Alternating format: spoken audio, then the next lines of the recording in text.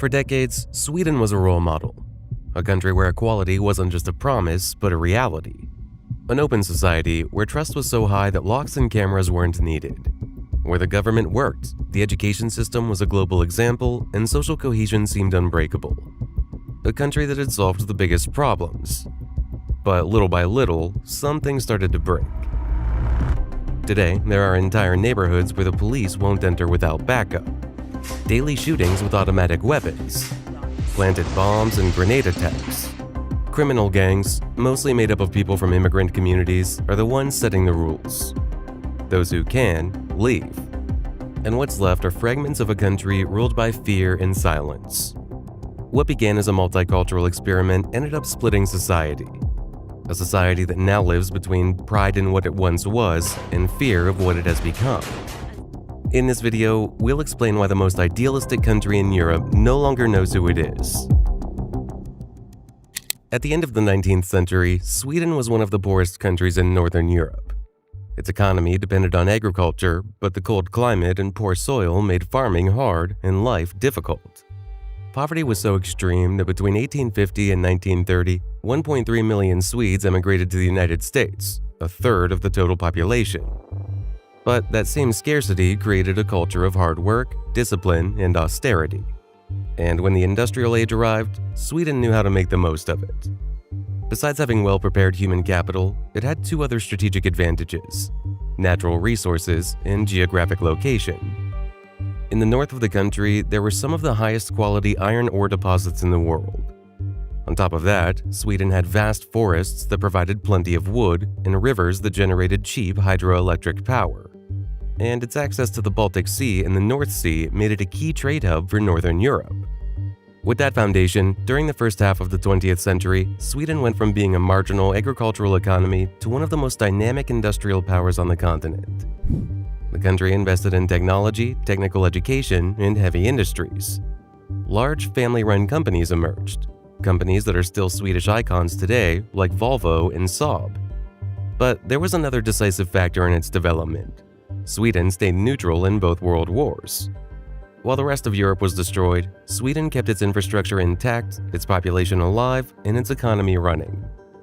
At the end of the Second World War, with its industry untouched, its natural resources rich, and a well-prepared population, Sweden became an export powerhouse. By 1975, Sweden had already become the fourth richest country in the world in terms of GDP per capita.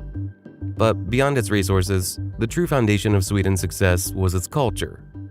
Up until the 1970s, Swedes shared the same ethnicity, language, religion, and a set of social norms that didn't need to be enforced. People followed the rules because everyone believed in them. It was a community of equals, where standing out too much could be frowned upon, but breaking the rules was even worse, because trust was the most valuable thing. And not just trust between people, but something much harder to find in the rest of the world: trust in institutions. Swedes trusted their police, their teachers, and even their politicians. They trusted that their taxes would be well spent, and that if they worked hard, the system would give them real opportunities. And for a long time, that was true, with a public education system that not only taught, it also created equality. It made sure that the son of a factory worker and the son of an engineer had the same chances to move up in society. And by doing so, it passed on the values that held up the Swedish model. That sense of community was reinforced outside the classroom too, through strong local, social, and work networks. All of that cultural structure was shaped into one powerful idea that defined Swedish identity for decades: the folkhemmet, or people's home. The vision of a society that worked like a big family where everyone looked out for each other. But like in any family, that solidarity also came with responsibilities: to contribute, to behave, and to respect the shared rules. The Swedish model worked because it was a social contract between people who shared values, rules, and a strong sense of belonging. But all of that began to change in the 1970s when Sweden decided it didn't just want to be an efficient country, it wanted to be a moral example. And that shift in mindset had a name: Olof Palme, a charismatic, idealistic politician who was deeply critical of American imperialism, South African apartheid, and the military dictatorships in Latin America. He served as Sweden's prime minister from 1969 to 1976, and again from 1982 to 1986, when he was assassinated in central Stockholm. In his view, Sweden should become the moral conscience of the West. It wasn't enough to remain neutral. Sweden had to take sides with the weak, the marginalized, and the persecuted around the world. Sweden's actions in support of third world liberation movements would only be credible if it showed the same concern for the problems of its own immigrants. That's why, in 1975, the Swedish parliament approved a fundamental policy document, Guidelines for an Immigrant and Minority Policy. It was a national policy resolution that officially replaced the old assimilation model with a system of institutionalized multiculturalism. The Swedish state would no longer expect immigrants to adapt to the national culture. From that point on, the goal was to guarantee that immigrants could preserve their language, identity, and culture. The policy was based on equal rights for immigrants, the freedom to keep their culture, and peaceful coexistence between communities, without requiring everyone to be the same, just respectful of each other. And this push for multiculturalism wasn't just an idea, it led to very real decisions. Schools began offering mother tongue instruction for the children of immigrants. The government funded cultural and religious associations from foreign communities, created state-run media in different languages, and designed public policies with diverse cultural frameworks. Sweden would be the country that opened its doors when others were closing theirs, without demanding that newcomers adapt. And for decades, Sweden kept that promise with impressive consistency.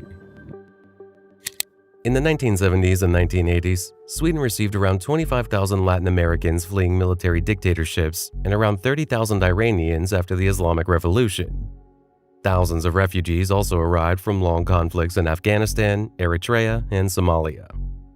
By the early 1990s, although the numbers were still moderate and only 2% of the population were immigrants, the change was starting to become visible. And the numbers kept rising in the years that followed. Sweden welcomed tens of thousands of refugees from the Balkan Wars, more than 80,000 people from Bosnia alone between 1992 and 1994. By the end of the century, over 1 million people living in Sweden had been born abroad, making up about 11% of the total population. In the 2000s, this trend continued. Year after year, Sweden kept receiving tens of thousands of immigrants and refugees from countries like Iraq, Afghanistan, and nations in the Horn of Africa.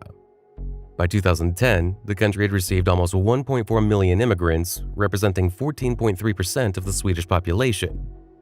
In many urban neighborhoods, native Swedes were already a minority, and segregation, unemployment, and cultural differences were becoming more obvious. The breaking point came in 2015. That year, during the peak of the European migration crisis, Sweden, with just 10 million people, received 163,000 asylum applications in only 12 months, most of them from Syria. It was the highest per capita rate in the entire OECD. Asylum offices were overwhelmed. Local governments had to set up emergency shelters in gyms, hotels, and community centers, and the school and healthcare systems couldn't keep up. By 2024, 20% of the Swedish population were immigrants. This was a massive transformation of the country's demographics in just a few decades. But Sweden's immigration problem isn't just about numbers. It's that Sweden's welcome model is based on the idea that the government can manage integration from the top down, like just another administrative process. Migrants are sent to regions where they don't know anyone, where there are no jobs, and where even the locals don't know how to receive them. Unlike other European countries, Sweden gives citizenship without language tests, without needing a job, and without seriously checking criminal records. You only need to be physically present in the country for a certain amount of time. From day one, an immigrant has access to subsidized housing, free healthcare, education, unemployment benefits, and paid training courses. And slowly, those same systems that once helped Swedes ended up becoming an invisible trap for immigrants because they held them back. A clear example is the case of Iranian immigrants who came to Sweden during the 1980s and 1990s to escape the Islamic regime. Many of them were highly educated, middle class, and had professional experience. But once in Sweden, only 18% managed to join the workforce, and on average they earned 35% less than Swedes.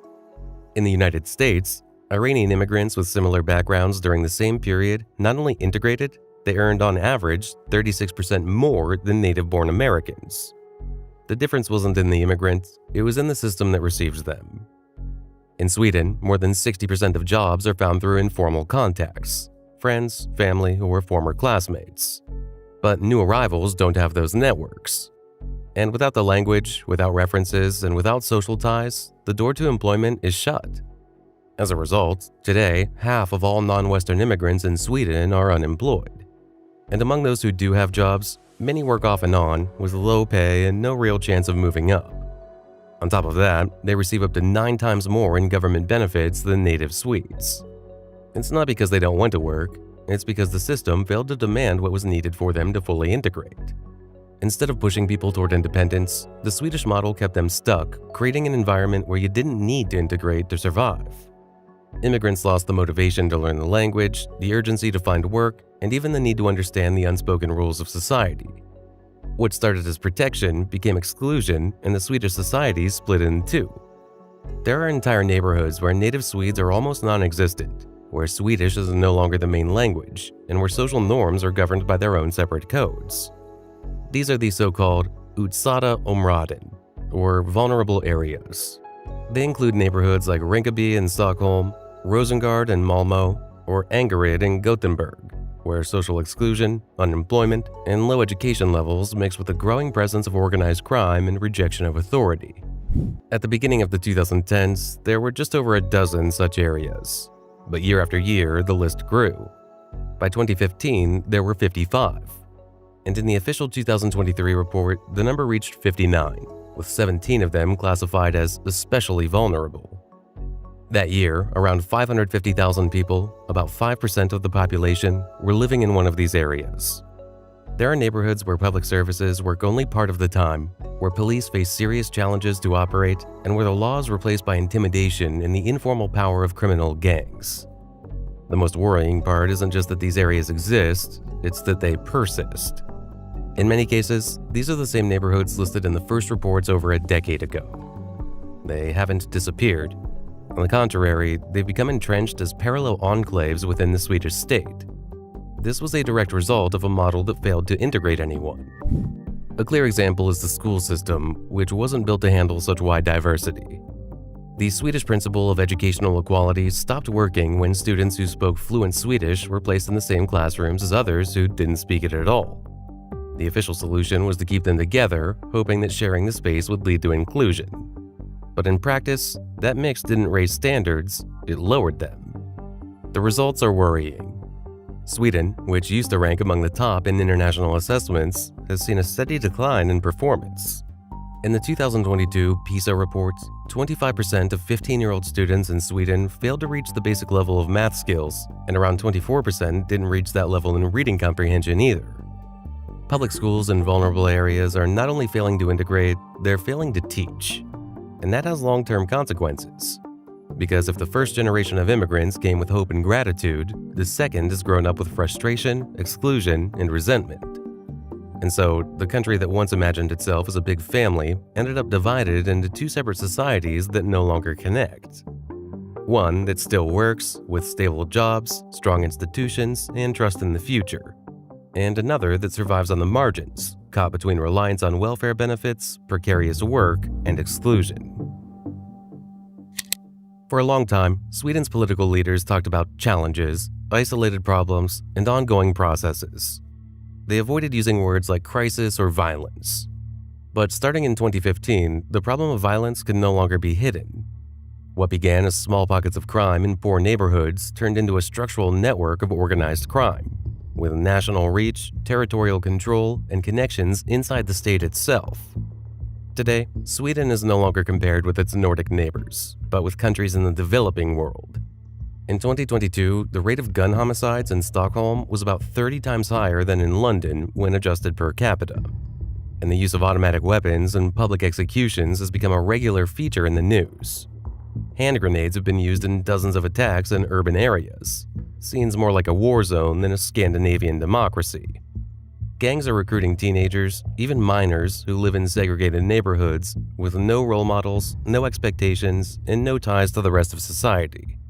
These young people are easily recruited by criminal networks that offer them status, money, and a sense of belonging, in exchange for working as soldiers, messengers, lookouts, or hitmen.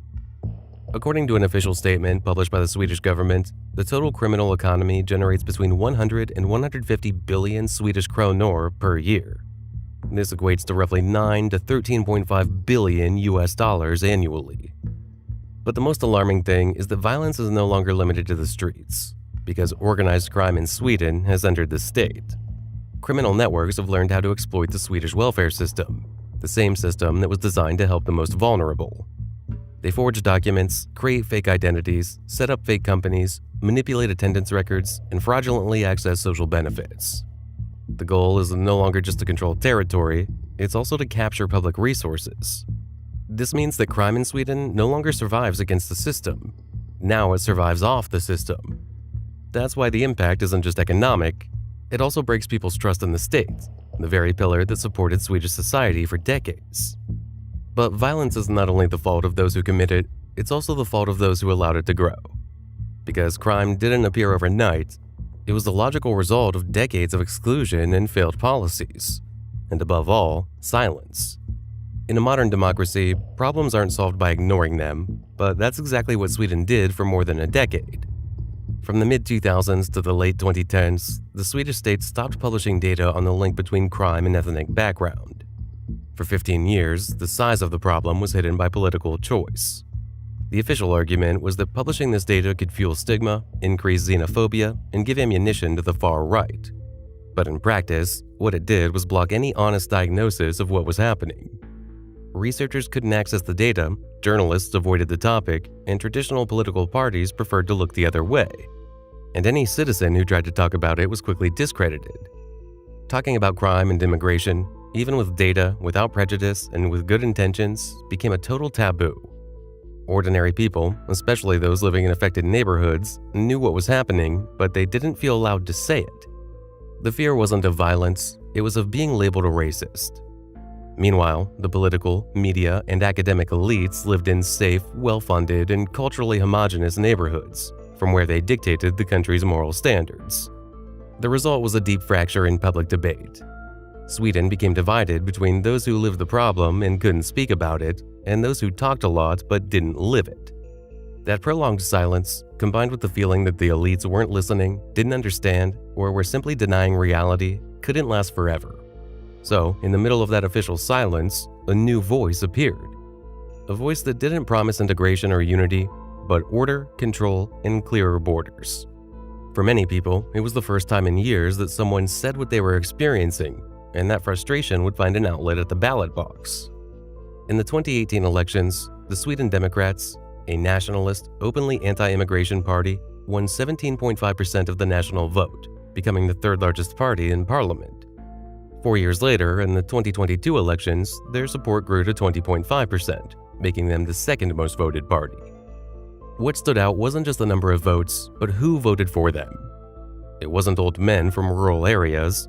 A significant portion of the vote came from young people born and raised in Sweden, many of them educated in public schools that actively promoted the values of multiculturalism. Kids who were told they lived in an equal society, that diversity was a strength, and that any difficulty they faced was just a prejudice to overcome. But whose daily experience was very different, with divided classrooms, constant conflict, unprepared teachers, and a system that asked them to adapt without offering answers. But they weren't the only ones. Sweden's political shift cut across generations, genders, social classes, and regions. What used to be marginal became mainstream. Because the Swedish model didn't fail overnight, it failed slowly, in front of millions of citizens who watched it fall apart in their daily lives. This political shift is now turned into concrete new policies, such as tightening the requirements to receive government benefits, making it mandatory for immigrant children to attend preschool, and drastically reducing net immigration.